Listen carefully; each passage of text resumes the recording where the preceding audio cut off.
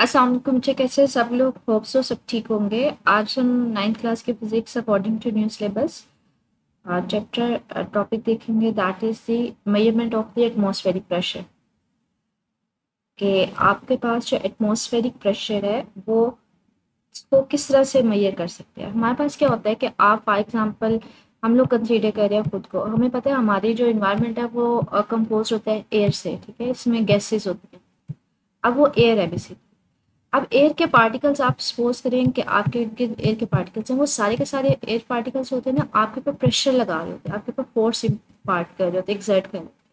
ये बेसिकली जो हमारे पास ये एयर जो है किसी भी चीज़ के ऊपर, या आप अपनी एग्जांपल ले लें, उसके ऊपर जो फोर्स एक्सर्ट कर रही होती है, जो प्रेशर लगा रहे होते हैं एयर पार्टिकल्स, वो हम फाइंड आउट करना चाह रहे हैं कि जो एटमॉस्फेरिक प्रेशर है किसी भी चीज़ का, वो हमारे पास उसको किस तरह से मेजर करते हैं। आप लोगों के अभी माइंड में ये क्वेश्चन भी आएगा कि अगर एयर के पार्टिकल्स जो एटमॉस्फेरिक पार्टिकल्स हैं वो अगर हमारे ऊपर प्रेशर एक्सर्ट करते हैं, हमारे ऊपर प्रेशर लगाते हैं, तो हम लोग फील क्यों नहीं करते?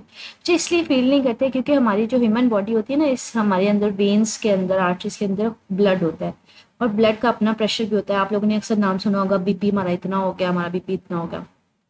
तो जब ये एटमॉस्फेरिक प्रेशर या जो एयर के पार्टिकल्स होते हैं वो प्रेशर हमारी बॉडी पे लगा रहे होते हैं, तो जो हमारा ब्लड का होता है वो इनके ऊपर प्रेशर लगा रहा होता है, तो वो दोनों एक दूसरे के ऊपर प्रेशर लगा रहे होते हैं, जिसकी वजह से हमें किसी किस्म का, वो एक दूसरे को कैंसिल कर देते हैं, हमें हवा का प्रेशर फील नहीं होता। लेकिन हम लोग फाइंड आउट करना चाह रहे हैं कि अगर ये पार्टिकल्स प्रेशर लगा रहे हैं किसी भी चीज़ के ऊपर, या फॉर एग्जांपल हमारे ऊपर, तो वो प्रेशर की अमाउंट कितनी है, किस तरह से उसको मेजर कर सकते हैं, उसकी मिकदार कितनी है।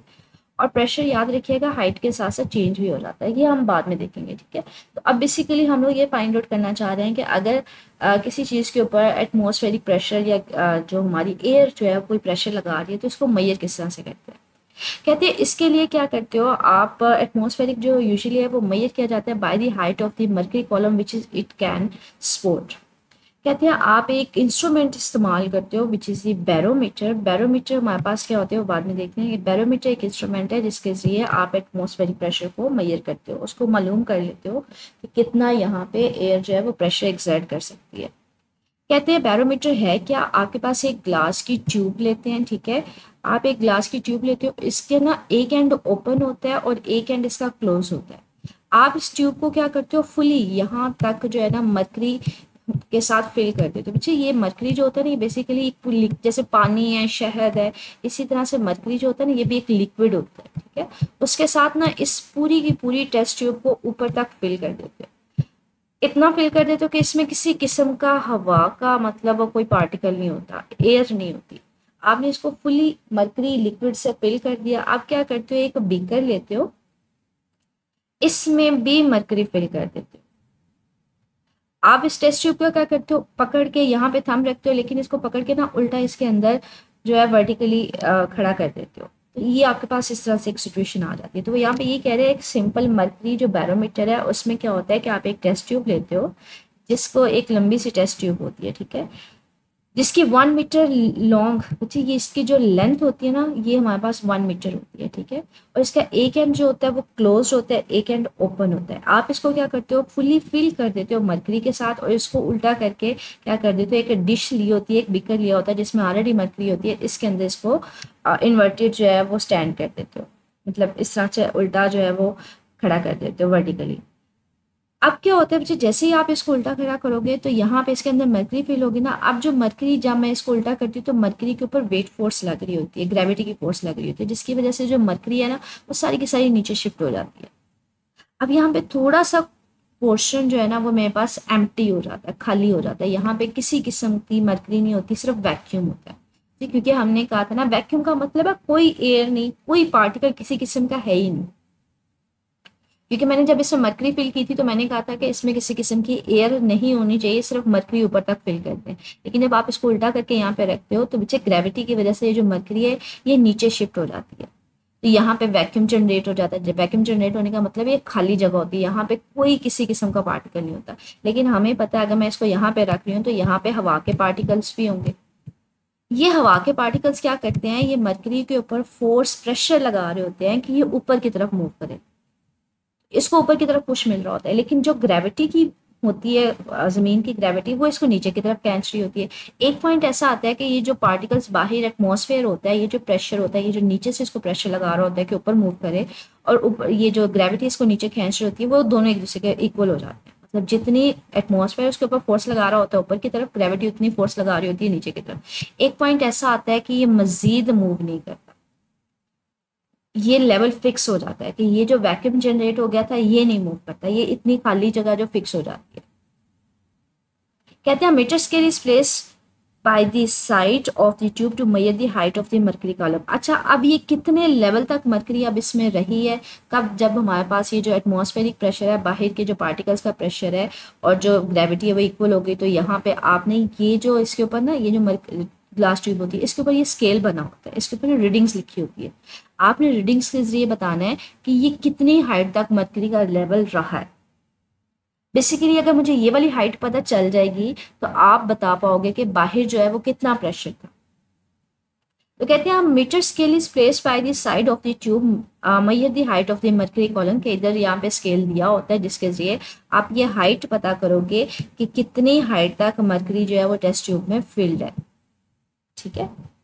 The space in glass over the top of the tube is completely empty. बच्चे ये कम्प्लीटली एम्प्टी होता है, इसको वैक्यूम कहते हैं। वैक्यूम का मतलब होता है खला, मतलब वहां पे कोई चीज नहीं है, किसी किस्म की कोई चीज नहीं है।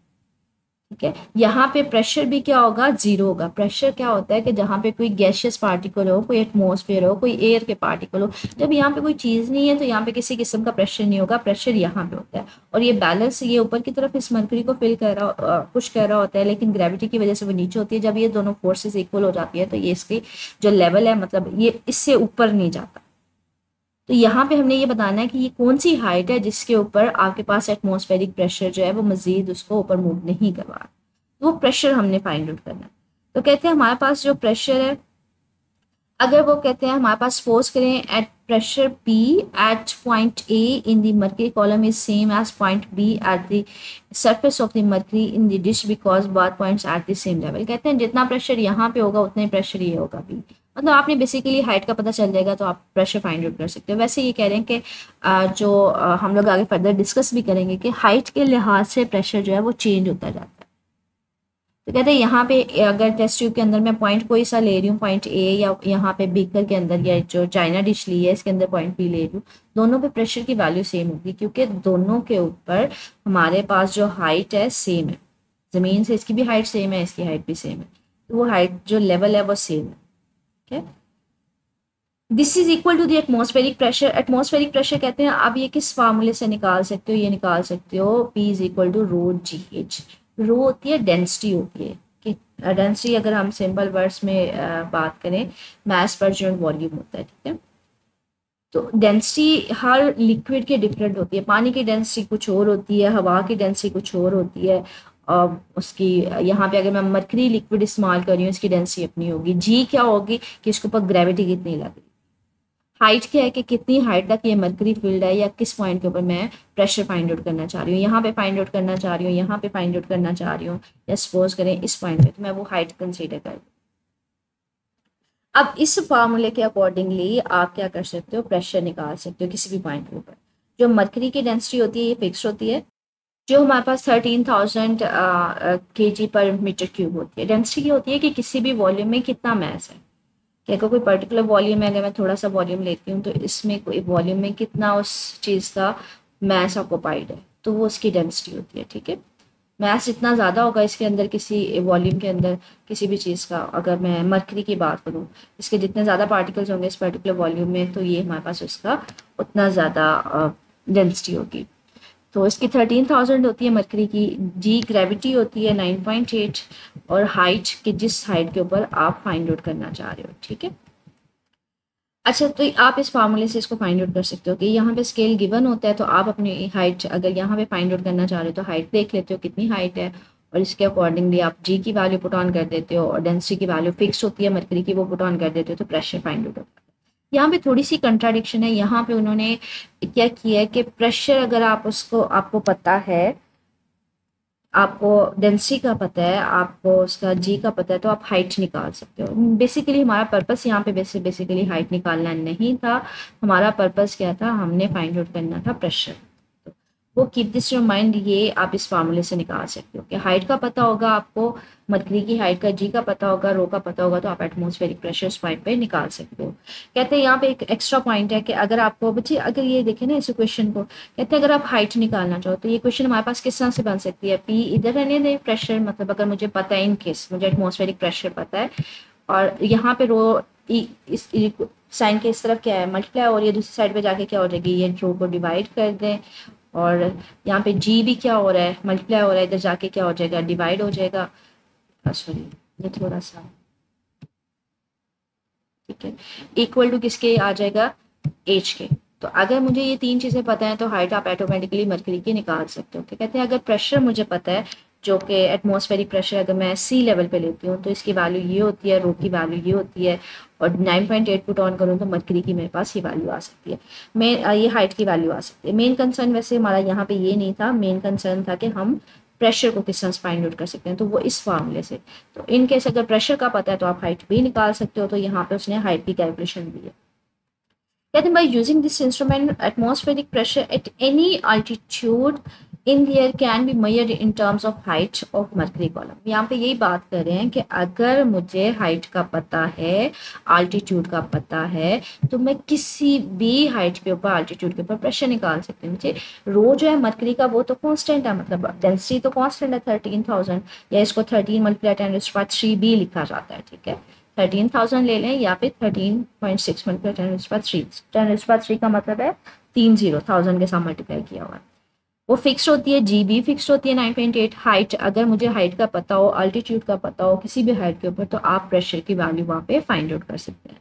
तो ये था कि आप बैरोमीटर जो एक इंस्ट्रूमेंट है उसके थ्रू एटमॉस्फेरिक प्रेशर किस तरह से मालूम कर सकते हैं। स्टिल कोई क्वेश्चन हुआ बच्चे कमेंट सेक्शन में पूछ लीजिएगा। ओके, अल्लाह हाफिज़।